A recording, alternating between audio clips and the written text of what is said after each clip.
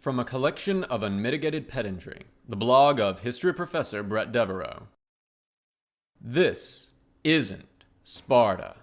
Part 7, Spartan Ends. This is the seventh and last part of our 7-part series look at Sparta in popular memory and historical truth. Last time, we talked about Sparta's battlefield record and came away noting that it was profoundly disappointingly average. Longer-term readers will know, of course, that we can't judge military effectiveness by battles. The question is always achieving strategic objectives. Moreover, our last discussion on Spartan battlefield performance has actually left us with a bit of a puzzle. The Spartans were actually above average compared to other poleis in terms of some of their fighting capabilities. But this did not translate into a winning record. So we can also ask, why? What other deficiencies impaired their performance? So today, we are going to begin zooming out from the purely tactical layer discussed last time to the operational and finally strategic, even grand strategic, layers. Sparta, after all, has a reputation in the popular imagination for effective statecraft. So we are going to ask, what goals did the Spartans set for themselves? To what degree did they achieve those goals, and to what degree were those goals desirable? But first, let's clarify some terms. Military thinking is like ogres are like onions. They have layers. Image. Picture of Shrek holding an onion. Image description. I am pretty sure this joke dates me worse than basically anything else I have written here, including the repeated 300 references or the fact that I read dead languages and study ancient civilizations. End of image description. We break these layers into tactics, operations, and strategy. Put very simply, tactics is the layer of military thinking that concerns how an army fights. We discussed this last time. Operations is the layer of thinking that is concerned with getting the army to the fight. Large-scale coordination and logistics live here. Strategy is concerned with bigger picture questions. What wars are worth fighting and for what objectives? Grand strategy extends this thinking to cover not only the military, but also political, cultural, and economic institutions. What we are going to do today is first assess Sparta's operational capabilities, how well they marshal, move, and supply armies. Then we're going to jump up to the strategic layer and assess how well Sparta coordinates ends, the thing you want to achieve, with means, the methods you use to get it.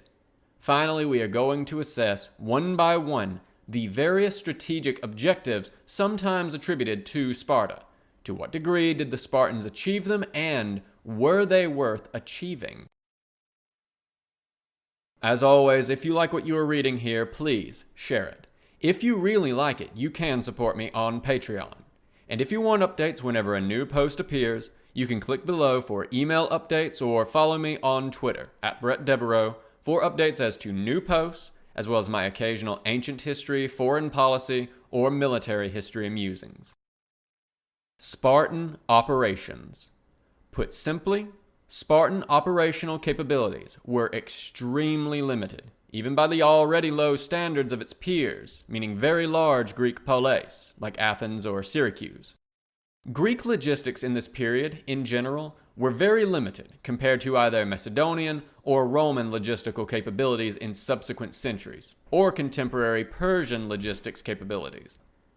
Ironically, the most sustained study of classical Greek logistics concerns the campaigns of Xenophon, J.W. Lee, A Greek Army on the March, 2008, meaning that it concerns not polis amateurs, but an army of mercenary professionals.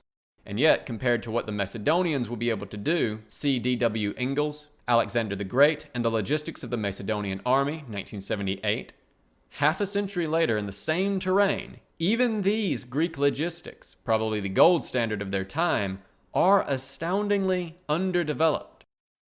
Put very briefly, Greek armies seem to have had relatively little carrying or logistics capacity. They did not seem to have generally moved with sufficient engineering tools or materials for effective field fortification or siege warfare. This is compounded by their inability to mill grain on the move, something Macedonian and Roman armies could do, which compounds problems of using local supply. You can eat unmilled grain. It can be roasted or boiled into porridge, but this is less than ideal. What they do tend to have is a high number of non-combat personal servants, precisely the sort of fellows good Roman or Macedonian generals drive out of the camp as soon as possible, who impose additional logistics burdens without much increasing the operational range or endurance of the army. Consequently, Greek armies struggled to stay out in the field throughout the year, whereas Roman and Macedonian armies were routinely capable of year-round campaigning. As a side note, you will often still see written in textbooks or popular treatments that Roman armies of the Republic before the 2nd century didn't or couldn't stay in the field year-round, or that they had to go back for the harvest. This does not appear to be the case for Rome. Roman armies seem to have been year-round affairs from a fairly early point, unlike hoplite armies. On this, see N. Rosenstein, Rome at War, 2004. But let's focus on Sparta. Perhaps the most obvious example of poor Spartan logistics is their almost comical inability to sustain operations in Attica during the Peloponnesian War. This is, to be clear, not a huge task, inasmuch as logistics problems go. The main market in Sparta is 230 kilometers, roughly 140 miles, from the Athenian Agora, about a 10-day march plus or minus. Sparta's major ally in the war, Corinth, is even closer, only 90 kilometers away. The route consists of known and fairly well-peopled lands, and the armies involved are not so large as to have huge logistics problems simply moving through Greece. During the first phase of the Peloponnesian War, called the Archidamian War after the Spartan king who conducted it, Sparta invaded Attica functionally every year in an effort to inflict enough agricultural devastation that the Athenians would be forced to come out and fight. We'll come back to this.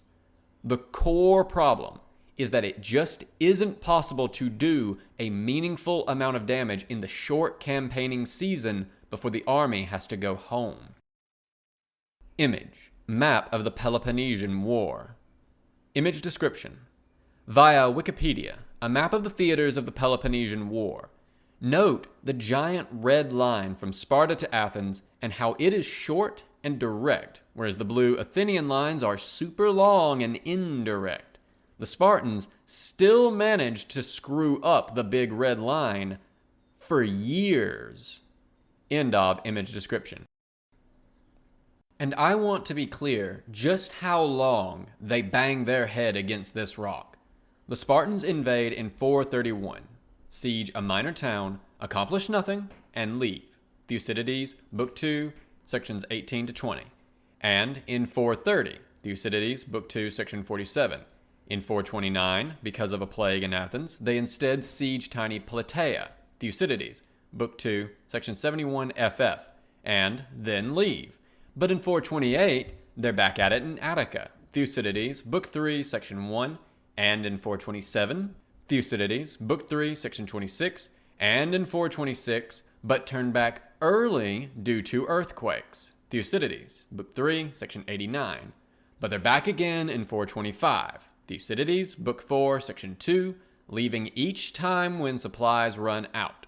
Sparta mounts no attack in 424 because Athenian naval raiding forces them to keep the army at home, Thucydides, Book 4, section 57. In 423, they have a year-long truce with Athens, Thucydides, Book 4, section 117.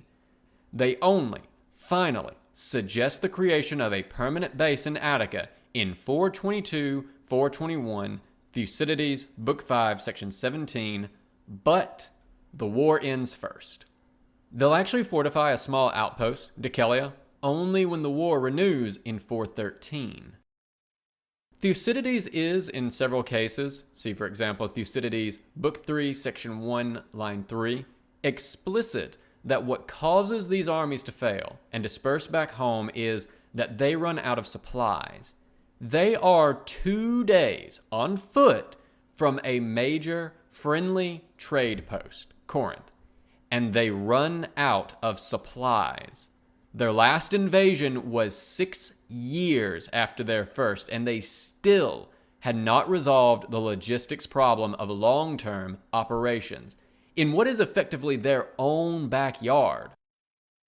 To be fair, Brasidas, almost certainly the best commander the Spartiates themselves ever produced, is able to operate far more freely in northern Greece and Thrace, but he does so with an army that doesn't have any other Spartiates in it.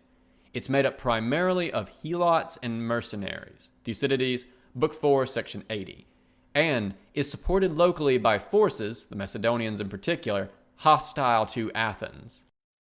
For comparison, Athens at the same time is operating as far north as Thrace, as far west as Sparta itself, and later Sicily, and as far east as Lesbos, just off of the coast of Anatolia.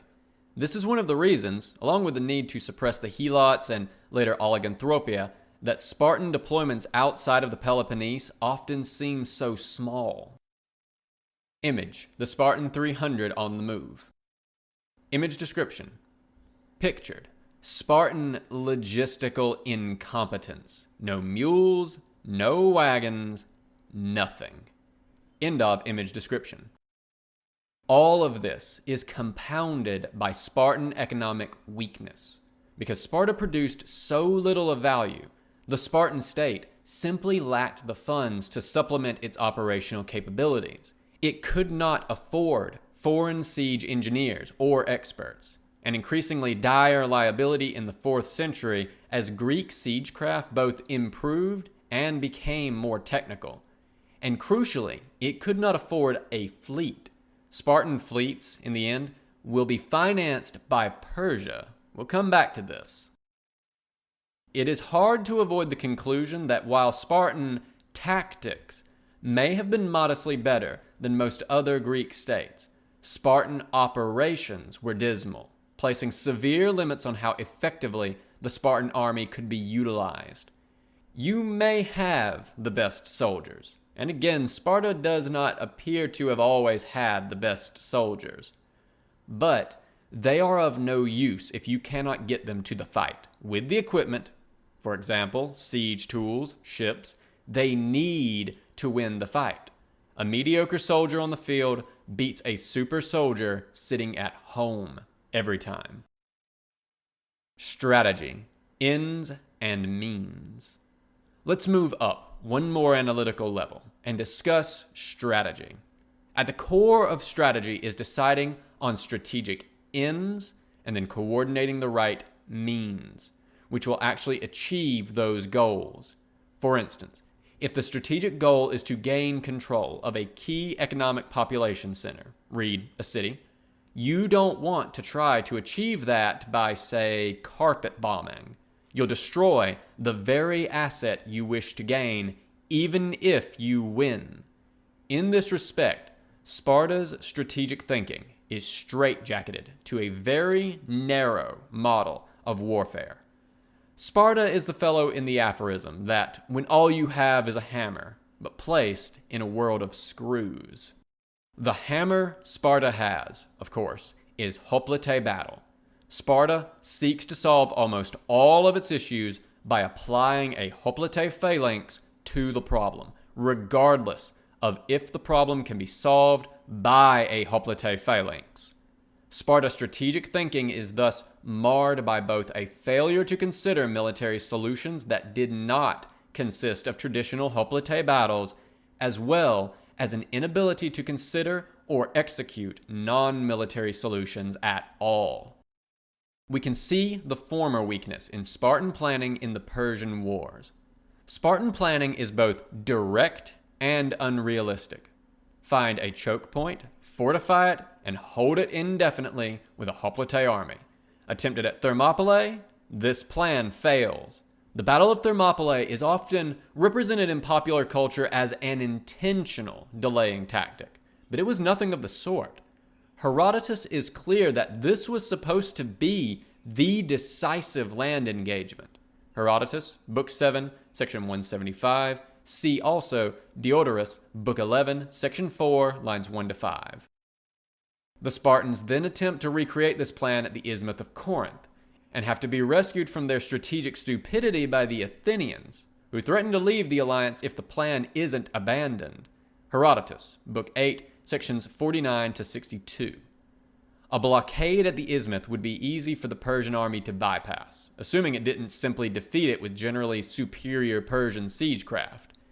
And worse yet, was a diplomatic disaster, given that it meant essentially writing Athens off as a loss, when the Athenian navy provided the bulk of the ships protecting the Isthmus. Moving forward, historically, we have already noted the years after years Sparta would spend invading Athens with hoplite armies which were singularly incapable of actually achieving the strategic objective of bringing Athens to the negotiating table. The problem here is summed up in the concept of a strategic center of gravity. As Clausewitz says, drink, it is the source of an enemy's strength and thus the key element of an enemy's force which must be targeted to achieve victory. The obvious center of gravity for the Athenians was their maritime empire, which provided the tribute that funded their war effort. The Corinthians saw this before the war even started. So long as the tribute rolled in, Athens could fight forever. It takes Sparta years of fighting Athens to finally recognize this. An effort in 413 and 12 to support revolts from Athens is pathetically slow and underfunded. Thucydides, 8, basically all of it. And it isn't until Sparta not only allies with Persia, but entrusts its fleet to the Mothax Lysander, that they seriously set about a strategy of cutting Athens' naval supply lines. This isn't a one-time affair.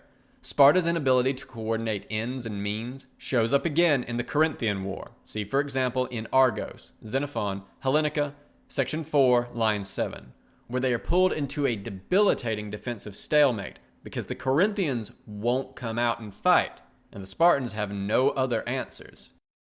This is compounded by the fact that the Spartans are awful at diplomacy.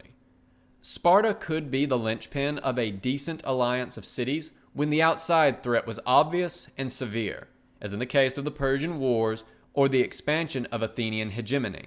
But otherwise, Sparta consistently and repeatedly alienates allies to its own peril.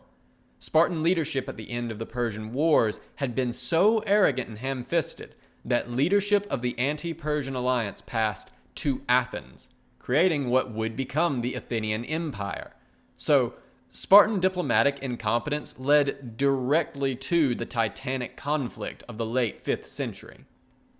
And to be clear, Athenian diplomacy does not score high marks either, but it is still a far sight better than the Spartans.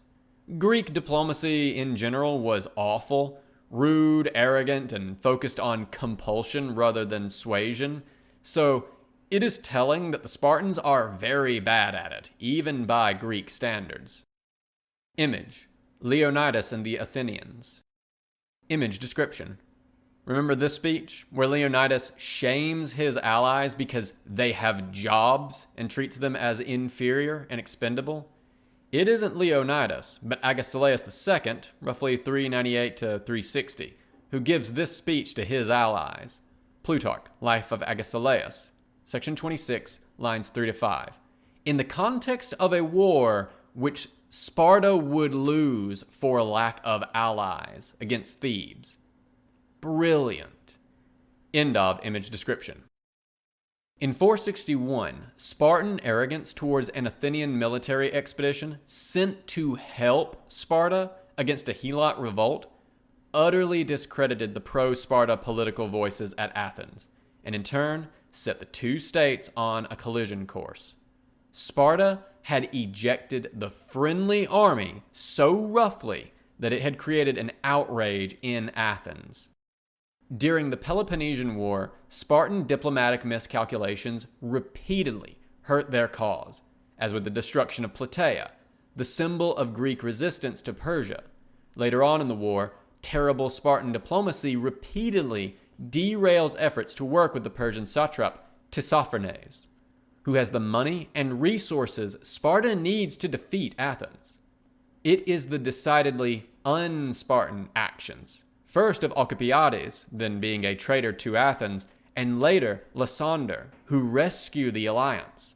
After the end of the Peloponnesian War, Sparta promptly alienated its key allies, ending up at war first with Corinth, the Corinthian War, 394 to 386, and then with Thebes, 378 to 371, both of which had been stalwarts of Sparta's anti-Athenian efforts.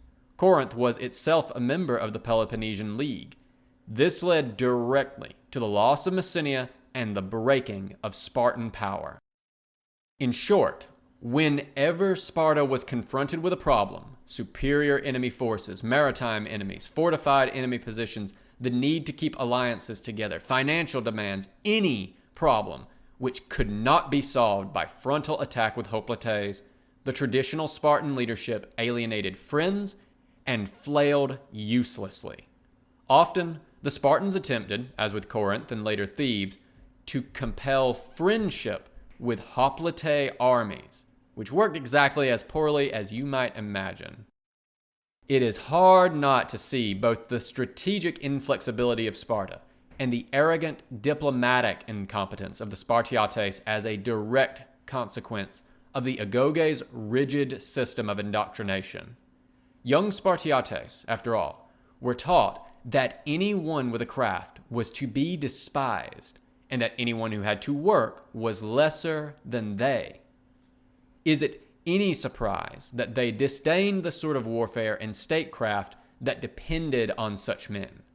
The agoge, as we are told, enforced its rules with copious violence and was designed to create and encourage strict, violent hierarchies to encourage obedience. It can be no surprise that men indoctrinated in such a system, and thus liable to attempt to use its methods abroad, made poor diplomats and strategic thinkers abroad. Strategic objectives. These are all fairly serious failings, but the question remains, did Sparta achieve its goals? No state can be good at everything, after all, but one barometer of state success is the degree to which the state achieves the goals it sets out for itself. The problem here is that Sparta espoused, or seemed to pursue, a variety of different goals at different times, leading different scholars to ascribe a different set of strategic objectives to Sparta. What we'll do is make a quick inventory of all of the goals Sparta seemed to pursue, from the grandest to the meanest, and consider the degree they achieved them, starting with 1. Hegemony over Greece. It is hard to say to what degree Sparta ever really pursued this goal. Several Spartan leaders, kings like Cleomenes I, the regent Pausanias, Agesilaus II, along with men like Lysander, once on campaign outside of Sparta, seem to have envisioned a much wider sphere of Spartan control over Greece and worked to achieve it. At the same time, the ever-cautious Gerousia, along with the ephors, almost always worked to restrain and eventually destroy such men. This should remind us that no state, not even Sparta, is really a unitary entity with one set of goals held by everyone. Within the state, there is a complex set of competing interests. For the Spartan kings and influential commanders, success outside of Sparta was an alluring way to potentially build power outside of the systems which restricted them within Sparta. For the Gerousia and the ephors, who were that system, success abroad was a threat to stability at home. Given Sparta's inherent resources, the goal was not unrealistic. Sparta was, by land area, if not by population, the largest polis in Greece. But Spartan hegemony lasted less than a decade, primarily because of the ineptness of Spartan diplomacy. While victory over Athens in 404 BC made Sparta the preeminent Greek state, the mistakes started almost immediately. The occupation collaboration government, the 30 tyrants, in Athens was so cruel and unpopular that Sparta was forced to acquiesce to its removal after just 8 months. Meanwhile, Spartan imperiousness, including a refusal to share the spoils of victory, as well as military activity against Little Hellas and Big Persia, unsanctioned by the Peloponnesian League, turned Sparta's allies against them. Sparta's efforts to restore their alliance militarily led to the Corinthian War in 395, which would prove that while Sparta was still strong, it was not strong enough to enforce its alliances by force of arms. If any of the Spartans ever aimed for hegemony or preeminence among the Greeks, it is safe to say they failed. 2. Prevention of tyranny. One of the ways that Sparta positioned itself was as the state which championed the freedom of the Greeks. Sparta had fought the Persian tyrant, had helped to oust tyrants in Athens, and had later framed Athens itself as a tyrant city. Sparta itself had never had a tyrant until Cleomenes III seized sole power in the 220s. On the flip side, Spartan hegemony was apparently little better than Athenian hegemony, given how Sparta's own allies consistently reacted to it, and Sparta would, in the end, do absolutely nothing to stop Philip II of Macedon from consolidating sole rule over Greece. When the call went out to once again resist a foreign invader in 338, Sparta was conspicuous in its absence. It also matters exactly how tyranny is understood here. For the ancient Greeks, tyranny was a technical term, meaning a specific kind of one-man rule. A lot like how we use the term dictatorship to mean monarchies that are not kingdoms. Though in Greece this word didn't have quite so strong a negative connotation. Sparta was pretty reliable in opposing one-man rule, but that doesn't mean it supported free governments. For instance, after the Peloponnesian War, Sparta foisted a brutal oligarchy, what the Athenians came to call the 30 tyrants, on Athens. Their rule was so bad and harsh that it only lasted 8 months, another feat of awful Spartan statecraft. Such a government was tyrannical, but not a tyranny in the technical sense. But the Spartan reputation for fighting against tyrannies, both in the minds of the Greeks and in the popular consciousness, is predicted on fighting one very specific monarchy, the Achaemenids of Persia. 3. Excluding Persia from Greece. This is the thing for which Sparta is given the most credit in popular culture. But Sparta's record in this regard is awful. Sparta, along with Athens, leads the Greek coalition in the Second Persian War, and, as discussed, much of the Spartan reputation was built out of that. But Sparta had largely been a no-show during the First Persian War, and in the subsequent decades, Sparta's commitment to opposing Persia was opportunistic at best. During the late stages of the Peloponnesian War, Sparta essentially allied with Persia, taking funding and ships first from the Persian satrap Tissaphernes, and later from Cyrus the Younger, a Persian prince and satrap. Sparta, after all, lacked the economic foundation to finance their own navy, and the Spartans had, belatedly, realized that they needed a navy to defeat Athens. And of course the Persians, and any Spartan paying attention, knew that the Athenian navy was the one thing keeping Persia out of Greek affairs. So Sparta accepted Persian money to build up the fleets necessary to bring down the Athenian navy, with the consequence that the Ionian Greeks once again became subjects to the Persian Empire. Image. Ephors from 300 accepting Persian bribes. Image description. Normally here is where I would complain about the inaccuracy of this scene, but the basic content, Spartans accepting Persian money in order to screw over other Greeks, is broadly accurate. Only the date is wrong. This should be happening in 415 and 387, not 480. End of image description.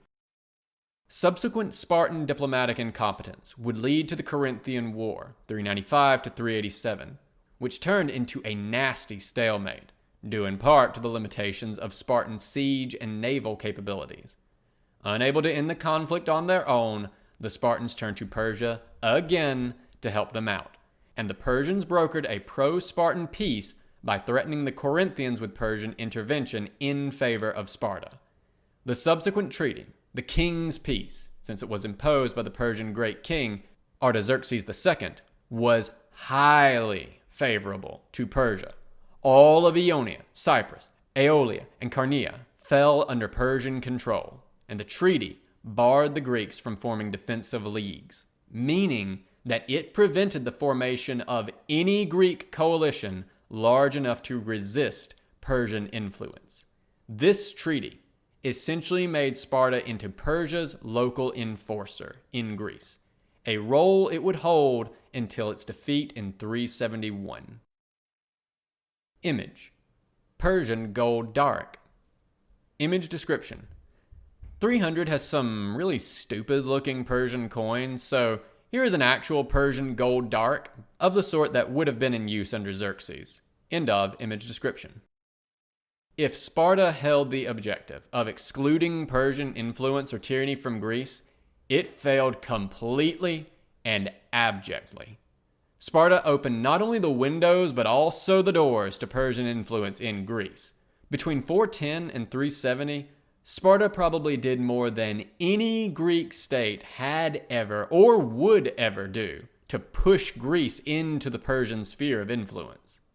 Sparta would also refuse to participate in Alexander's invasion of Persia, a point Alexander mocked them for by dedicating the spoils of his victories, quote, "from all of the Greeks except the Spartans," end quote. Arrian, the Anabasis of Alexander, Book 1, Section 16, line 7.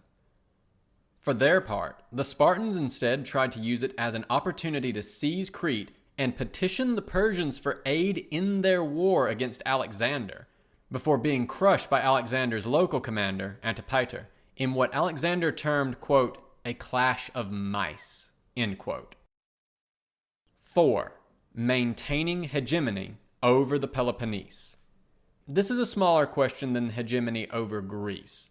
As we've noted, Sparta itself occupied roughly a third of the Peloponnese, and so was the dominant state in the region almost by default. And Sparta does seem to have consistently taken concrete steps to achieve this, as Herodotus specifically notes, Herodotus, Book 1, Section 68. And Sparta seems to have actually pulled off this, again, quite modest, objective. For a while. Sparta seems to have attempted, Herodotus, Book 1, Sections 66 to 68, to have extended its treatment of Messenia to other parts of the Peloponnese, namely to Gaia, in the mid-6th century. The failure of this policy led to a more measured effort to subjugate the Peloponnese more loosely into a Spartan-led military league, the Peloponnesian League. This project was never fully completed. Argos, the next largest power in the Peloponnese proper, but a solidly second-tier power compared to Athens, Corinth, Sparta, or Thebes, successfully resisted Spartan efforts to dominate it throughout the period. But on the whole, by the late 6th century, Sparta did exert a, perhaps somewhat loose, the trend in scholarship lately has been to stress the plastic and fairly loose organization of the Peloponnesian League, kind of dominance over the Peloponnese.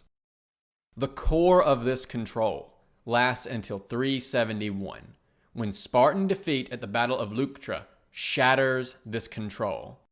Epaminondas, the Theban commander, used the opportunity to free the Helots of Messenia and reform them into a polis to provide a local counterweight to Sparta, while Arcadia and Elis split off from Sparta's alliance to form their own defensive league against Sparta. And, to top it off, a number of the Periocoic communities, including the Spartans' elite light infantry scouts, the Sciritea, along with various borderlands, also formed the new polis of Megalopolis on the northern Spartan border. It promptly joined the Arcadian League. This polis would later give us the historian Polybius. His anti-Spartan stance comes out clearly in how he treats Cleomenes III. Sparta, surrounded now by hostile polis who had once been allies, would spend the rest of antiquity as a political non-entity, save for one brief effort to restore Spartan greatness in the 220s, crushed by the Macedonian Antigonids who were in no mood to entertain Spartan delusions of grandeur. We might then say that Sparta is successful, though not entirely so, Argos, in establishing a hegemony over the Peloponnese, but only maintains it for roughly 175 years. That's not a bad run, but for the record of a larger state dominating its backyard, it is not tremendously impressive either. 5. Protecting the Spartan social and political order. The final objective we can be quite certain about is that Sparta aimed to protect the internal social and political order of Sparta, which essentially amounts to a strategic objective to be able to continue mistreating the Helots and the Perioikoi. In practice, given Sparta's desperate shortness of manpower and economic resources, and continued unwillingness to revisit the nature of its oppressive class system, we may say with some confidence that Sparta effectively sacrificed all other objectives on the altar of this one. And yet, Sparta's failure here was perhaps the most complete of all. The collapse of the Spartiate class did not abate after Leuctra. By the 230s, there were hardly any Spartiates left. Meanwhile, the transition of Messenia from a group of subject communities supporting Sparta economically to an active and hostile power on Sparta's border essentially represented the end of the Spartan social order as established in the 7th century, with the reduction of Messenia to helatry in the first place. So does Sparta achieve its strategic objectives? By and large, I think the answer here has to be no. Sparta, the supposed enemy of tyrants, by mismanaging its own leadership, invited one foreign oppressor, Macedon, into Greece after another, Persia, as a state that seems, to me at least, to have considered itself the natural and rightful leader of all of the Greek states. Sparta routinely and comprehensively proved itself unworthy of the position. The one thing we may say for Spartan foreign and military policy is that it seems to have made the world safe for helatry. It preserved the brutal system of oppression which was foundational to the Spartan state.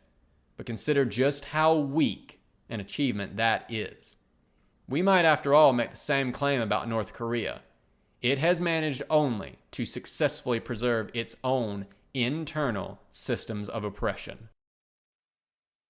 Sparta after the credits. What became of Sparta after its hegemony shatters in 371, after Philip II humiliates it in 338, and after Antipater crushes it in 330? This is a part of Spartan history we don't much discuss, but it provides a useful coda on the Sparta of the 5th and 4th century. Athens, after all, remained a major and important city in Greece through the Roman period, a center for commerce and culture. Corinth, though burned by the Romans, was rebuilt and remained a crucial and wealthy port under the Romans. What became of Sparta? In short, Sparta became a theme park, a quaint tourist getaway where wealthy Greeks and Romans could come to look and stare at the quaint Spartans and their silly rituals. It developed a tourism industry, and the markets even catered to the needs of the elite Roman tourists who went. Plutarch and Cicero both did so. Plutarch, Life of Lycurgus, section 18, line 1, Tusculanea Disputations, section 5, line 77. In terms of civic organization, after Cleomenes III's last gasp effort to make Sparta relevant, an effort that nearly wiped out the entire remaining Spartiate class, Plutarch, Life of Cleomenes, section 28, line 5, Sparta increasingly resembled any other Hellenistic Greek polis, albeit a relatively famous and also poor one. Its material and literary culture seemed to converge with the rest of the Greeks, with the only distinctively Spartan elements of the society being essentially Potemkin rituals for boys, put on for the tourists who seemed to be keeping the economy running and keeping what is left of Sparta in the good graces of their Roman overlords. Thus ended Sparta, not with a brave last stand, not with mighty deeds of valor or any great cultural contribution at all. A tourist trap for rich and bored Romans. Conclusion. The indictment against Sparta. When we started this series, we had two myths: the myth of Spartan equality and the myth of Spartan military excellence. These two myths dominate the image of Sparta in the popular consciousness, permeating game, film, and written representations and discussions of Sparta. These myths, more than any real society, is what companies like Spartan Race, games like Halo, and, yes, films like 300 are tapping into. But Sparta was not equal. In fact, it was the least equal Greek polis we know of. It was one of the least equal societies in the ancient Mediterranean, and one which treated its underclasses, who made up to within a rounding error of the entire society by the end, terribly. You will occasionally see pat replies that Sparta was no more dependent on slave labor than the rest of Greece. But even a basic demographic look makes it clear this is not true. Moreover, our sources are clear that the Helots were the worst treated slaves in Greece. Even among the Spartiates, Sparta was not equal, and it never was. And Sparta was not militarily excellent. Its military was profoundly mediocre, depressingly average. Even in battle, the one thing they were supposed to be good at, Sparta lost as much as it won. Judging Sparta as we should, by how well it achieved strategic objects, Sparta's armies are a comprehensive failure. The Spartan was no super soldier, and Spartan training was not excellent. Indeed, far from making him a super soldier, the Agoge made the Spartans inflexible, arrogant, and uncreative, and those flaws led directly to Sparta's decline in power. And I want to stress this one last time, because I know there are so many people who would pardon all of Sparta's ills if it meant that it created superlative soldiers. It did not. Spartan soldiers were average. The horror of the Spartan system, the nastiness of the Agoge, the oppression of the Helots, the regimentation of daily life, it was all for nothing. Worse yet, it created a Spartan leadership class that seemed incapable of thinking its way around even basic problems. All of that supposedly cool stuff made Sparta weaker, not stronger. This would be bad enough, but the case for Sparta is worse because it, as a point of pride, provided nothing else. No innovation in law or government came from Sparta. I hope I have shown, if nothing else, that the Spartan social system is unworthy of emulation.